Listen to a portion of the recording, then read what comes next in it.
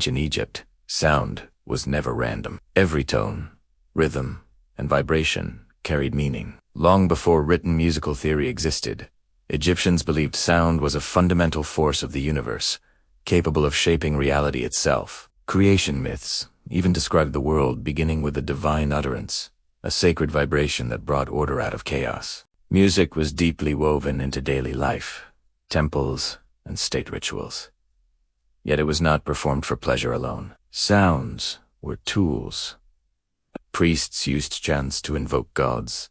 Musicians played rhythms to restore balance, and silence was treated as a dangerous absence rather than peace. Walls of temples and tombs were built thick and precise, allowing echoes to linger and amplify human voices. The Egyptians understood that sound could affect the body and mind. Low tones calmed, repetitive rhythms focused attention, and harmonies created emotional shifts. This knowledge was passed orally, guarded by priesthoods, and never written down. What we call music today was, to them, a science of vibration. At the center of this sonic universe stood sacred architecture. Corridors, chambers, and halls were aligned not only with stars and seasons, but with sound itself. Egypt was listening to something deeper than melody.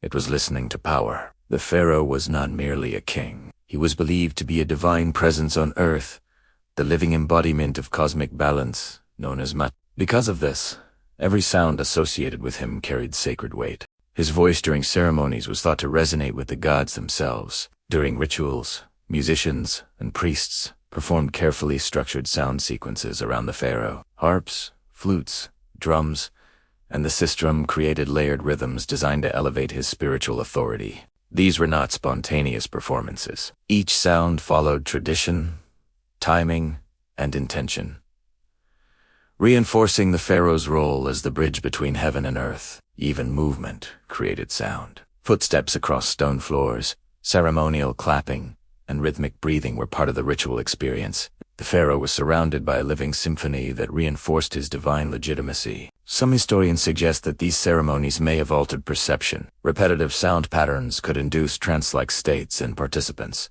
strengthening belief in unity. To the people, the pharaoh did not just rule. He resonated. In this way, power was not only seen or spoken, it was heard. Wah. The pharaoh's authority echoed through stone halls, carried by sound that affirmed his place in the cosmic order. Ancient Egyptian temples were not silent monuments, they were acoustic machines.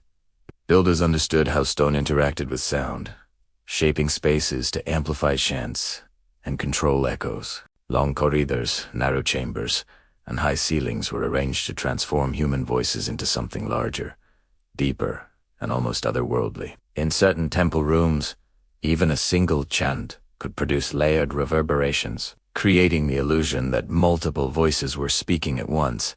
This effect likely reinforced the belief that gods were present and responding.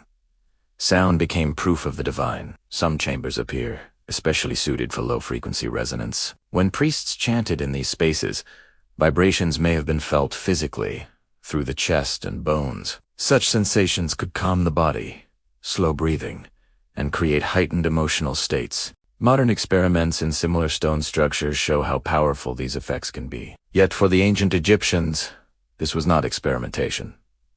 It was sacred design. Architecture and sound worked together to guide spiritual experience. These temples were not built to impress the eye alone. They were meant to be heard. And within their walls, a hidden symphony once played, turning stone into an instrument of belief. Sound followed the pharaoh beyond death. Egyptians believed the journey into the afterlife was complex and dangerous, requiring guidance at every step. Music and chant were essential tools in this transition. During funerary rituals, priests performed specific vocal patterns intended to awaken the soul and protect it from harm. These chants were not emotional laments. They were precise instructions, encoded in rhythm and tone, designed to help the spirit navigate the afterlife. In tombs, carvings depict musicians and singers performing eternal rituals, ensuring that sound would symbolically continue even after death. Silence was associated with decay and loss. Sound represented life, motion, and protection. The burial chambers themselves were carefully sealed, preserving not only the body but the acoustic space. Some believe that the design allowed chants to linger, symbolically surrounding the pharaoh with sacred vibration for eternity. To the Egyptians, death was not an end, but a transformation. And sound was the guide. Through music, the pharaoh's soul was aligned with the cosmos, carried forward by a symphony meant to last forever. Today, the pharaoh's symphony is silent. No written music remains. Instruments have decayed, rituals ended, and voices faded into history. What survives are echoes trapped in stone and clues carved into walls. Modern researchers use acoustic testing to understand how these ancient spaces responded to sound. Results suggest intentional design, not coincidence. The Egyptians knew what they were doing, even if they never explained it in writing. The greatest mystery is not how the music sounded, but what it achieved. Did it heal? Did it unify belief? Did it alter consciousness? We may never know for certain. What is clear is that sound once held power equal to gold and stone. The pharaoh's secret was never meant to be read. It was meant to be experienced. And somewhere between vibration and silence, a forgotten symphony still waits to be heard.